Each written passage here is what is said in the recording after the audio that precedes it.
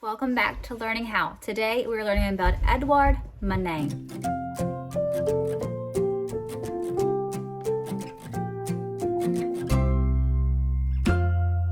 Manet was born in 1832.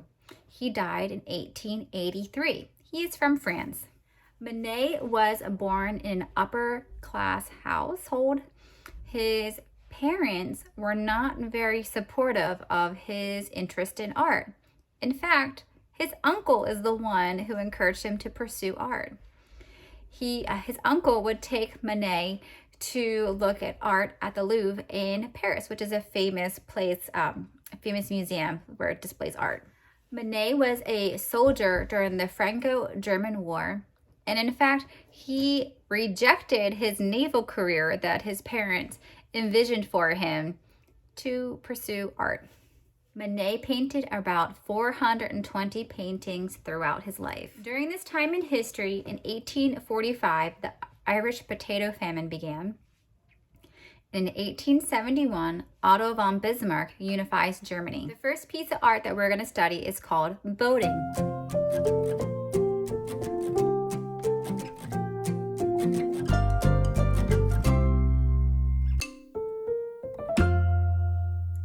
Manet spent his summers with Monet and Renoir on the Seine River.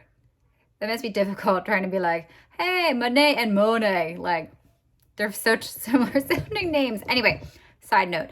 But this is where, the Seine River is where it was painted. And these fellas used to all hang out together during their summers. The identity of the woman in the painting is unknown, but the man is believed to be Manet's brother-in-law. This painting can be seen at the Metropolitan Museum of Art in New York City. The key word we're going to study for this painting is called texture. You can see so much texture in this picture. Texture is how a surface might feel if you touched it. So what do you think the texture of this painting is? It looks like it's got lots and lots of texture that you can just feel, but don't feel, because I'm pretty sure that is not encouraged to touch valuable paintings. But if your mind could think, oh, if I were to touch this, I bet it would have a very textured touch. The second piece of art that we're going to study is called Bert Malroseau with Bouquet of Violets.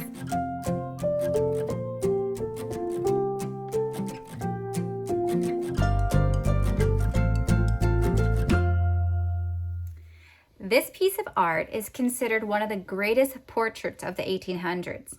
And Manet signed this painting, Manet 72, to indicate the year that he painted it. Manet painted Marizel 4 different times. She is an artist also. And in fact, Marizel is married to Manet's brother. So this is his sister-in-law that he's painting, and she's a fellow artist. So this painting shows Marizel in a black mourning dress. So this is why she's dressed kind of solemnly, because she's in a black mourning dress, which I guess maybe somebody died, or they want to make it seem like somebody died, the illusion for this painting. And she has a barely visible bouquet of violets. So let's see if you can spot it. It's very hard to see. And so the key word for this piece of art is called highlights. Highlights are spots on a painting that are illuminated.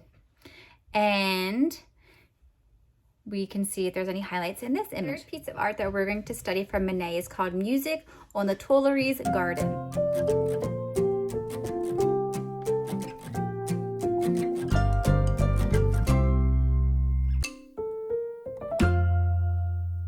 This painting depicts an outside scene at the Louvre, which is an art gallery in France where the elite attend outdoor concerts. And so I've been to the Louvre. It's beautiful. I'm going to show you a quick little picture right now. It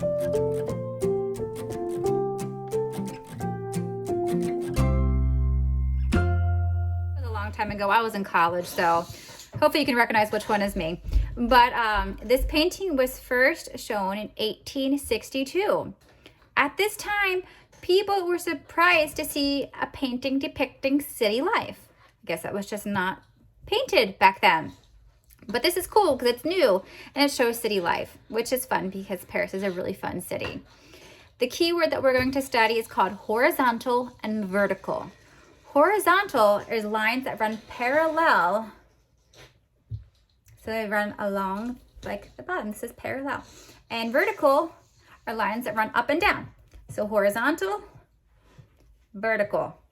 And so how do you think the Manet uses both vertical and horizontal lines to paint depth to this painting? The fourth piece of art that we are going to study is called Alabama and Keysar.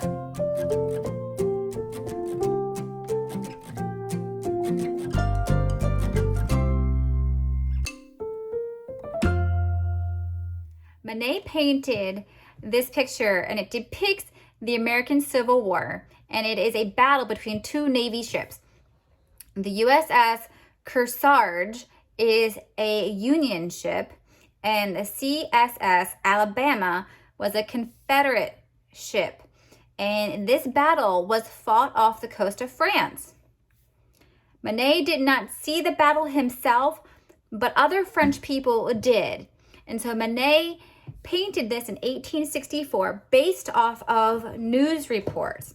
And this was painted also within 1 month of the battle. So it was fresh and new, and it was very timely, and it was very newsworthy.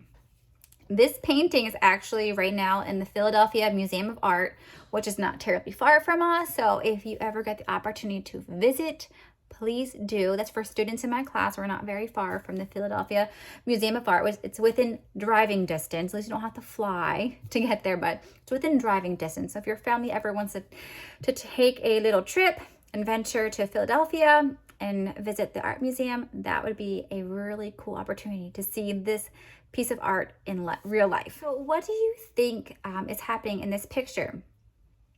Because the key word that we're going to study for this painting is called monochromatic. Monochromatic means a color scheme based on one hue or color. So how does Manet use monochromatic for this picture? Do you think it makes it feel calm, angry, overwhelming? A French writer once wrote about this exact painting: "The sea is more frightening than the battle." So why do you think he wrote that? And what do you think it means? So why do you think Manet wanted us to feel during this painting? For our Learning How project this week, we are going to make our own monochromatic paintings. You can choose which color that you're going to use as your main color, but you are going to paint something using that one color hue, that and you can use it to express maybe like how Manet did, like how it was kind of like a somber, sad, kind of intense blue feeling where it's kind of more sad or angry, because he was depicting a battle. Or it can be a light, bright, cheerful color like yellows or pinks, or you can choose like a red monochromatic, maybe that's to experience like love, or it could experience like anger, I guess. But you're going to choose kind of like a one color scheme, and you're going to paint a picture based off that one color, and you're going to make your own monochromatic. And I see you, Hudson. I see you. Enjoy.